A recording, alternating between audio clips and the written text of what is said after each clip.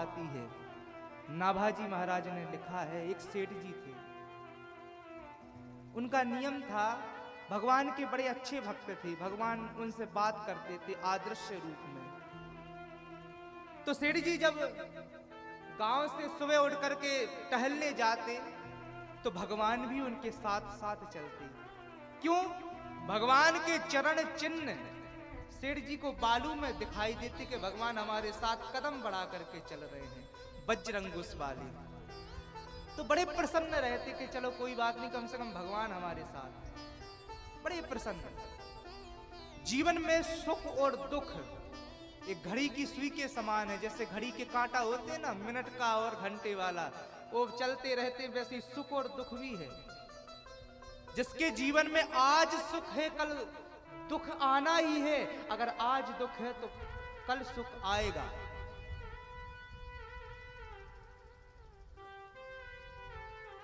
एक बार अकबर ने बीरबल से कहा, बीरबल इस दीवार पर कुछ ऐसा लिख दे जिसको पढ़कर के सुखी आदमी दुखी हो जाए और दुखी आदमी सुखी हो जाए। तो बीरबल ने लिख दिया, जो समय चल रहा है वह बीत जाएगा। जो टाइम चल रहा है वह बीत जाएगा। जो दुखी आदमी उसको पढ़ता है तो पढ़ता है, जो समय चल रहा है वह बीत जाएगा तो सुखी हो जाएगा, चलो ये गरीबी कुछ दिन बाद खत्म हो जाएगी, सुख आएगा। लेकिन जब सुखी आदमी पढ़ता है तो दुखी हो जाता कि हमारे ऊपर गरीबी ना आ जाए। तो समय बदला। सेठ जी के यहाँ जो धन था उनको गरीबी मिली और गरीबी के कारण पूरा परिवार उनका साथ छोड़ दिया, रिश्तेदार भी साथ छोड़ करके चले गए, रिश्तेदार भी छोड़ करके चले गए,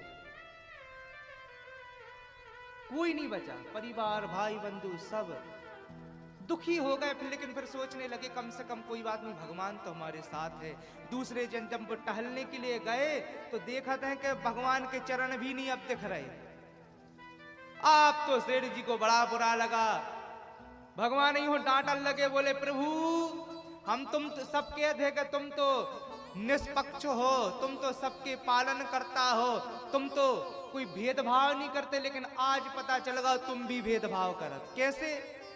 अरे पूरे रिश्तेदारों ने हमारे भैया ने सबने हमें छोड़ दो, लेकिन आज पता चलो तुमने भी छोड़ दो,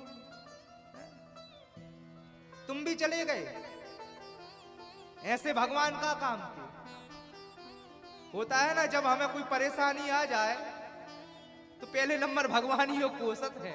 ए भगवान हमने ऐसा कहा करो तो जो हमें ऐसी परेशानी दी, जाने के है हमने ऐसे काम करे बच्चे। अकेले टहलने लगे, चरण चिन्ह दिखना बंद हो गए। समय धीरे धीरे फिर बदला, ज्यों का त्यों धन आ गया। सेठ जी के रिश्तेदार हते वे भी आ गए, घर वाले सब मिल गए ज्यों के त्यों। और दूसरे दिन टहलवे गए तो भगवान के पैर भी दिखाने लगे, बोलो राधे राधे। आप तो सेठ जी हो, पूरी साल 10 साल की गुस्सा तो भरी थी, भगवान पे टूट पड़े। हे भगवान तुम भी बहुत बदमाश हो, तुम भी स्वार्थी हो। समप्रिया सुहृद ब्रह्मण, अरे तुम्हें सब समभाव का कहते, लेकिन तुम में भी समता नहीं है, तुम में भी विषमता है। भगवान ने कहा क्यों, ऐसी क्या बात हो गई? बोले जब हम अकेले बचे थे, कोई साथ में नहीं था, तो तुम भी हमें छोड़ के चले गए। भगवान कहते हैं सेठ जी तुम्हें कैसे पता चला कि हम तुम्हें छोड़ करके चले गए? सेठ जी कहने लगे कि जब तुम हमारे संगे चलते तुम्हारे चरण दिखते, और जब गरीबी आए तो वे दिखवो बंद होगा, तो इको मतलब तुम भी भाग गए। भगवान मुस्कुरा कर कहते हैं सेठ जी तुम्हारे परिवार, तुम्हारे रिश्तेदारों जैसे, दुनिया जैसे हम नहीं हैं।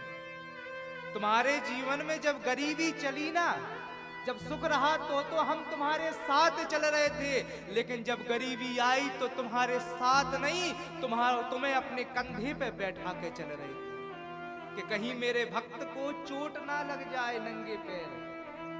और तुम क्या सोचते हो, ये तुम्हारे जो चरण दिख रहे थे ये तुम्हारे चरण है? ये तुम्हारे नहीं, तुम तो हमारे कंधे पे बैठे थे, ये हमारे चरण थे। भगवान दुख में अपने भक्त को अपने कंधे पे बैठा के चलते हैं, लेकिन भगवान ये नहीं चाहते कि हमारे भक्त को कभी कोई कष्ट हो जाए।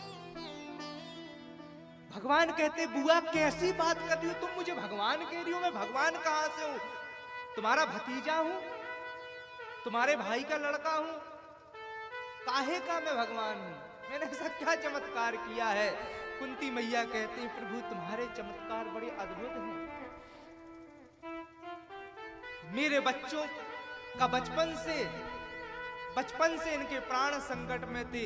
हमारा बेटा भीम एक कौरव 100 भाई हमेशा मारना चाहते थे मेरे 5 बच्चों को, लेकिन प्रभु आपने हर समय हमारे बच्चों की रक्षा की।